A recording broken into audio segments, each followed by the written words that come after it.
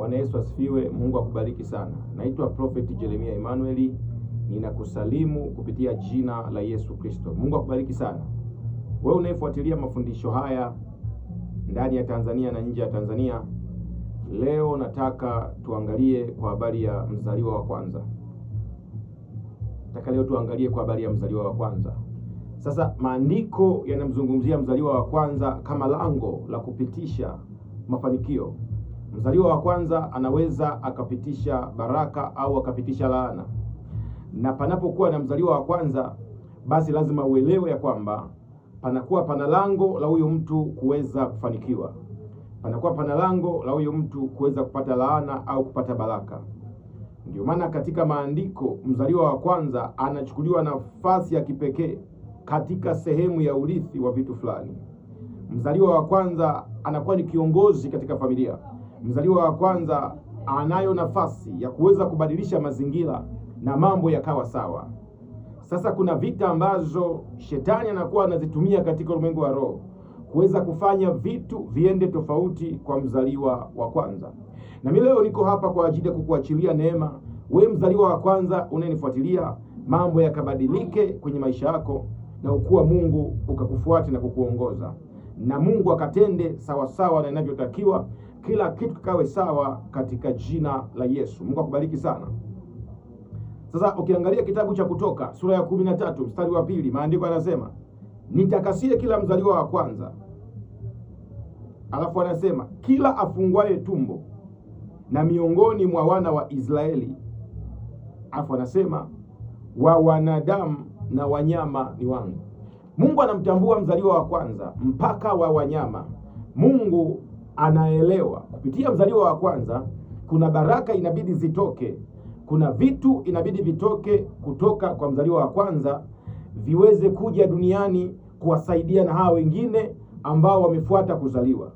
Kwa hiyo panapokuwa pana mzaliwa wa kwanza ambaye ni namba 1, Mungu anaachilia package kwa yule mzaliwa wa kwanza, ndipo package hizo ziweze kwenda kwa hawa wengine waliofuata. Sasa shetani anakuwa na uelewa katika ulimwengu wa roho, anajua ya kwamba mzaliwa wa kwanza ni lango la hawa wengine kuweza kufanikiwa. Kwa hiyo badala ya baraka, shetani anaachilia laana.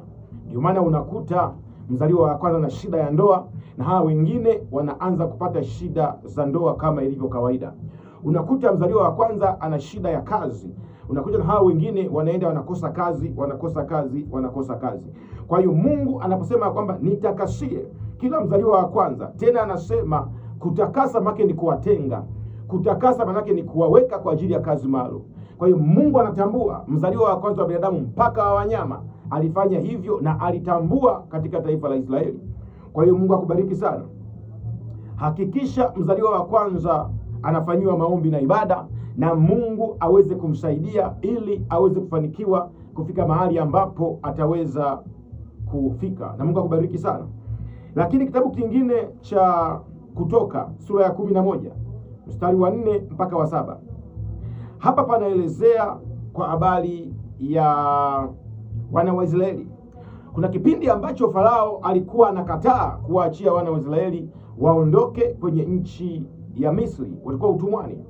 Kipindi ambacho Farao anakataa kuwaachia wana wa Israeli waondoke kwenye nchi ya utumwa, ni kipindi ambacho kilikuwa ni kigumu sana kwa taifa la Israeli. Lakini kipindi kile Mungu anamwita Musa, anamwambia nenda kawaokoe wana wa Israeli kwenye nchi ya utumwa. Lakini tunaona kitu ambacho Mungu alifanya.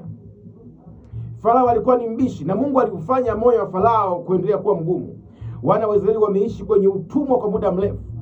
Mungu akaanza kuachilia mapigo kwa taifa la Israeli. Mapigo yakawa yanakuja tofauti. Mara maji yanageuka kuwa damu.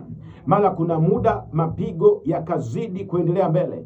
Mara kuna muda vyura wakajaa kila eneo. Mara kuna muda wakaja chawa kila eneo. Lakini bado mapigo hayo hayakuwa na uwezo wa kufanya taifa la Israeli kaondoka kwenye nchi ya utumwa. Mpaka Mungu aliposema ya kwamba akamwambia Musa, liko pigo moja ambalo nitalifanya na Farao atawaachia wana wa Israeli. Kwa hilo pigo atakuwa hana sababu ya kuzuia.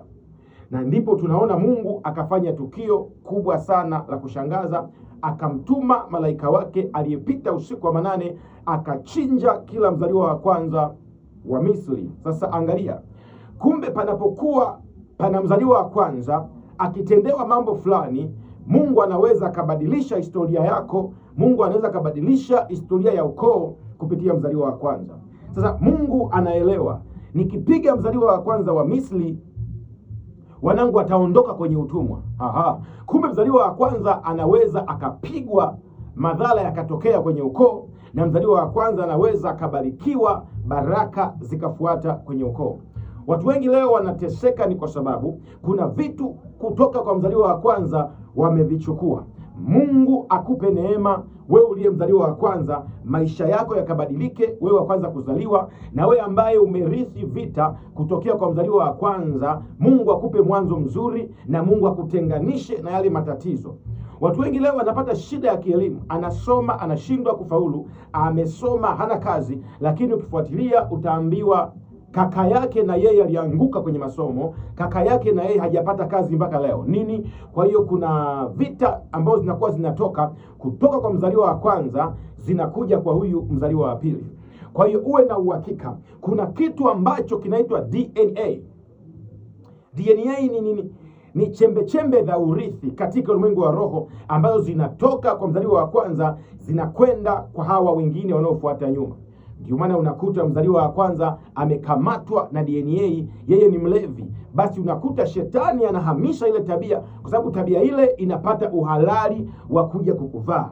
Na pale unakuta sasa mtu anaanza kuonesha tabia zile ambazo zinaendana na mambo ya ulevi. Lakini nakutamkia baraka, wewe unayefuatilia vipindi hivi, Mungu anakwenda kukubadilisha na mkono wa Bwana ukawe juu yako. Kwa hiyo nitatamani kuomba na wazaliwa wa kwanza. Kama wewe ni mzaliwa wa kwanza, Mungu akupe neema, vitu ambavyo wewe ulivipitia vigumu visiwaathiri hao wengine. Na kama wewe uko hapa unanifuatilia saa hizi, wewe umezaa watoto, yule mzaliwa wako wa kwanza, basi na yeye atatakiwa kufanyiwa maombi ili Mungu aweze kumsaidia. Mungu akubariki sana. Wewe mzaliwa wa kwanza unanifuatilia, kuna neema ya Mungu inabidi iachiliwe kwako, na kuna mafuta yenye upako wa Bwana inabidi yaachiliwe kwako, na Mungu anakwenda kufanya makubwa kwa wewe unanifuatilia. Mkono wa Bwana ukawe juu yako katika jina la Yesu. Naitwa Prophet Jeremiah Emmanuel. Mungu akubariki katika jina la Yesu. Amen.